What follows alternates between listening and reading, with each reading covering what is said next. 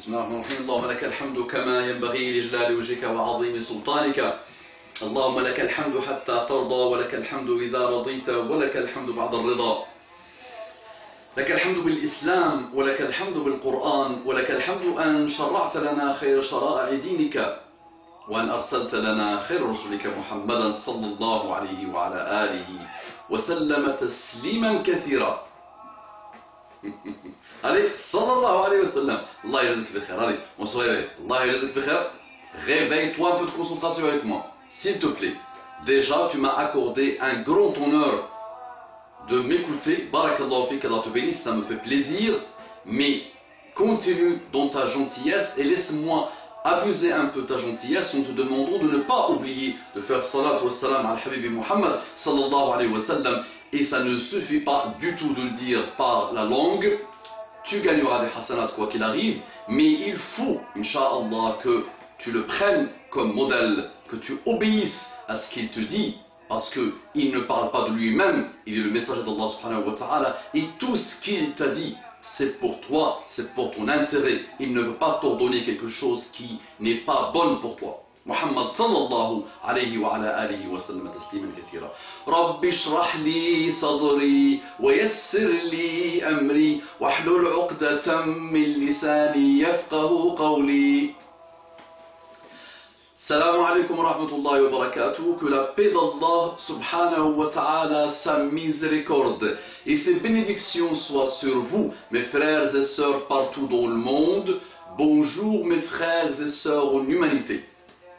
Là, nous avons eu un petit moment comique, moi et mon épouse, quand je lui ai demandé de me faire cette petite hamama. Moi, je portais à une époque la sunna. Là, à une époque, je portais la sunna. Alhamdulillah, j'essaie toujours d'être en sunna. Alhamdulillah, c'est parfait.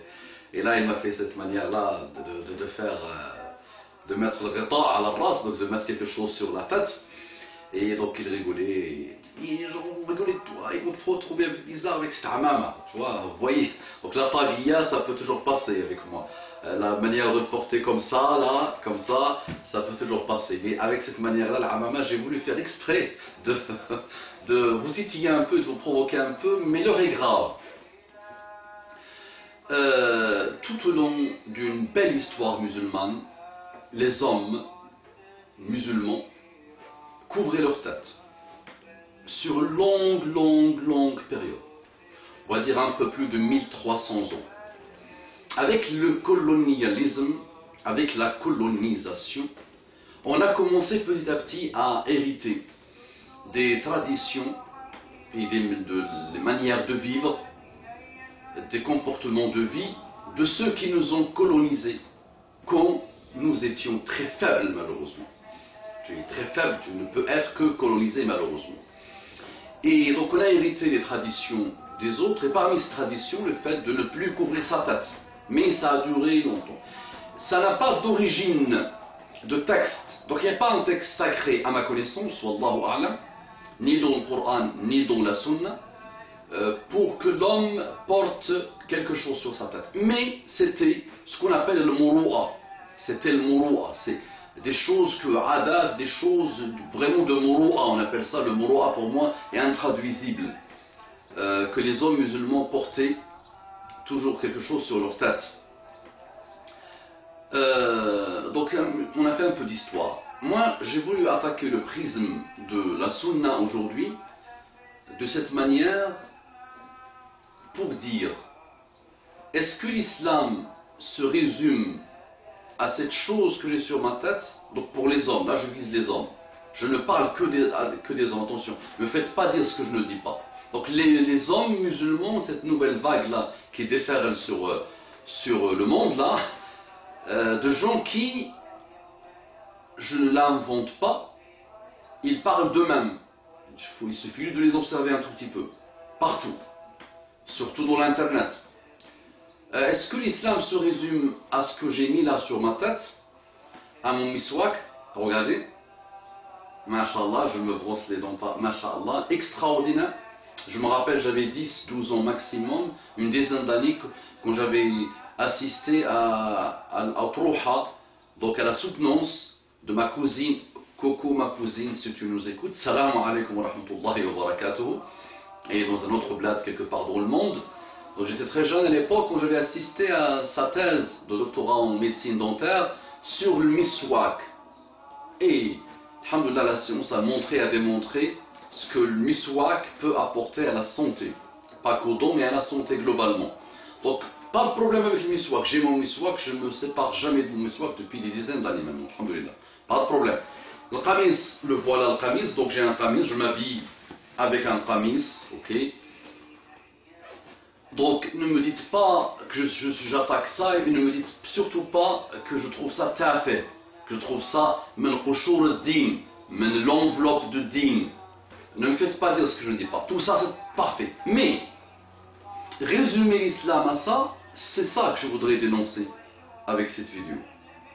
Ne pas assumer ça en tant musulman, ça veut dire que tu fais ce paraître-là extraordinaire, mais tu te contentes de ce paraître-là, et ton comportement n'a rien à voir avec ce paraître. Souvent j'entends des frères qui portent la sunna. Souvent je l'entends. Et ces frères qui portent la sunna, on ne généralise pas, ne me faites jamais dire ce que je ne dis pas, at-ta'mim min al-'ama, je l'ai souvent répété. Ta'mim, le fait de généraliser, est un signe d'aveuglement. Et Dieu sait que je ne voudrais pas être assimilé à quelqu'un d'aveuglé. Mais malheureusement, quand j'entends cette phrase dans les mails que je reçois, ou dans nos familles, quand ont des jeunes jusqu'à hier qui faisaient beaucoup de bêtises et qui directement mettent l'itam, moi j'ai eu même un très proche de moi qui à une époque avait décidé de mettre l'itam et vraiment de s'isoler tout le monde et de partir dans un autre monde. Souvent on entend toujours ceux qui portent la sunna n'ont rien à voir avec l'islam. Ils ont des comportements de shaitan que shaitan lui-même ne fait pas. Donc je voudrais dénoncer ça. Souvent même nous on tombe dans le piège de andul lihya. Hadak andul lihya. C'est comme si l'ihya à elle seule suffit pour te mettre au paradis. Voilà, tu l'entends souvent dans nos discussions. Hadak dalakak andul lihya, il a fait ça. Tu as commercé avec lui, il t'a eu. Il t'a même eu des centaines de milliers d'euros. Pour celui qui m'avait raconté son histoire avec des barbus. Ils ont perdu la tête. Il a fait du business avec eux, ils ont perdu la tête. Et au départ, ils étaient Allah, Rasoul, il a belle barbe, grosse barbe et tout ça. Et subhanallah, à un moment donné, quand ils ont vu l'argent, ils ont fait des choses que le shaitan lui-même n'a pas fait. À Dubaï, ils sont partis, ils ont gagné beaucoup d'argent, ils ont perdu la tête. Il y a même un qui a laissé sa femme, ils se sont enfants là-bas, il est parti suivre une américaine. Donc souvent on entend ceux qui portent la sunna finalement font des choses que même ceux qui n'ont rien à voir avec aucun paraître, c'est-à-dire ils ont même des paraîtres shaitani ou billah, des paraîtres sataniques, ils ont souvent parfois plus de respect que ces égarés-là qui prétendent que l'islam est résumé dans 3 choses que eux font. Ça veut dire rita al-ras, le miswak, et la manière de s'habiller un qamis. C'est pas la manière, c'est un qamis, ok. C'est jellaba, ouais, qamis. Et attention, là c'est le très haut voltige, ne me faites pas dire ce que je ne dis pas dans les Zukumbekher, et ne faites pas semblant de ne pas comprendre ce que j'essaie de dire. Et ne faites pas semblant d'occulter une réalité. Quand on vous rappelle ce type de choses, c'est pas pour le plaisir de se tirer des balles dans le cœur, ou là dans le pied, c'est pour montrer quelque chose qui n'est pas bien, qui n'est pas digne d'un musulman. Le musulman parfait porte des ta'urras. Si vraiment tu ne le fais pas, moro'a pas, pour essayer de ressembler aux grands de l'humanité pendant 1300 ans, ou 1300 et quelques années avant la colonisation, c'est aada de moro'a, pourquoi pas. Et c'est vrai, comme vous le savez, Omar al-Khattab,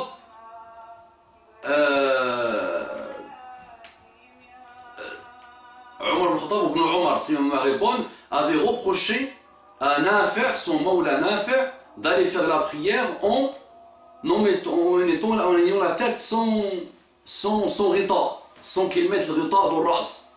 Et Omar al-Khattab lui a dit, ou Ibn Omar lui a dit, quand tu rencontres les grands, est-ce que tu enlèves ça, rita al-ras? Maintenant, tu rencontres Allah, pour rencontrer Allah, tu enlèves rita al-ras. Donc il n'avait pas trouvé ça bien. Donc on n'a rien contre, jeune homme et jeune femme. Mais attention, il faut assumer quand même.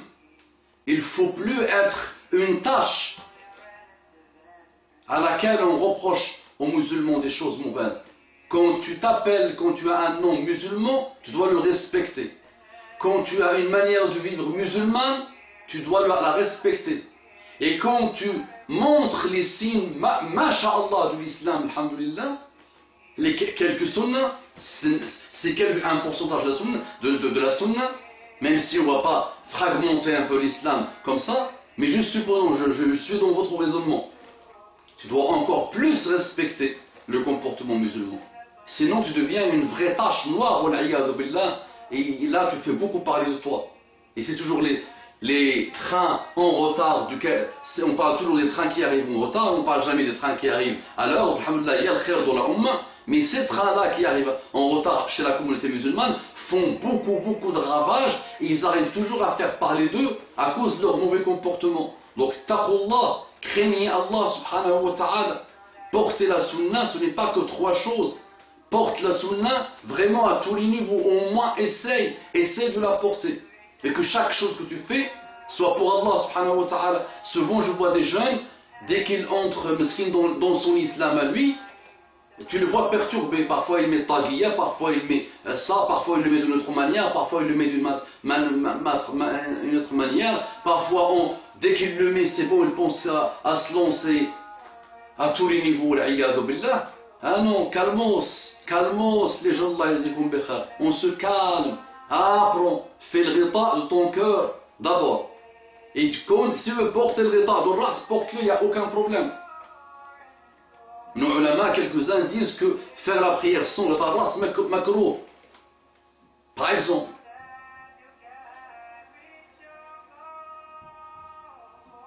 Mais, on doit assumer, Allah yajazikum bi khair, ce qu'on veut faire montrer aux gens. On doit assumer ce qu'on veut faire montrer aux gens. C'est parfait que tu aimes la sunna de Muhammad sallallahu alayhi wa sallam, mais crois-moi qu'il y en a des millions de sunnas, des milliers de sunnas, des centaines de milliers peut-être, beaucoup plus. Et le khuluq, s'il te plaît, il ne soit pas injuste. Et souvent je reçois beaucoup de lettres de femmes qui disent ils portent le sunna, la sunna, je suis en échange avec des gens qui portent la sunna, j'ai eu tel problème avec des gens qui portent la sunna, j'ai eu, et c'est souvent malheureux d'entendre ça. Et ça fait très mal au cœur de voir des gens dont le paraître montre quelque chose, mais wal'iyadu billah, le paraître est un paraître d'ange, mais derrière un cœur de shaitan, wal'iyadu billah. Et un cœur de shaitan ne peut que apparaître un jour ou l'autre. Il ne peut pas indéfiniment rester comme ça sous la couverture d'un ange. Et souvent ils se trahissent rapidement, en général avec les femmes. Ce que cette espèce malheureusement veut, c'est que la consommation de sexe, wal'iyadu billah. Donc Allah, ne faites pas dire ce que je ne dis pas. اتقوا الله كريم الله سبحانه وتعالى قولوا قولي هذا واستغفر الله لي ولكم فاستغفروه إنه كان غفارا رحيما اللهم ارضنا وارض عنا اللهم اقبلنا وتقبل منا اللهم صل وسلم على حبيبنا محمد صلى الله عليه وسلم. Propagez ce type de vidéo. Barakallahu fikum. Qu'Allah vous bénisse.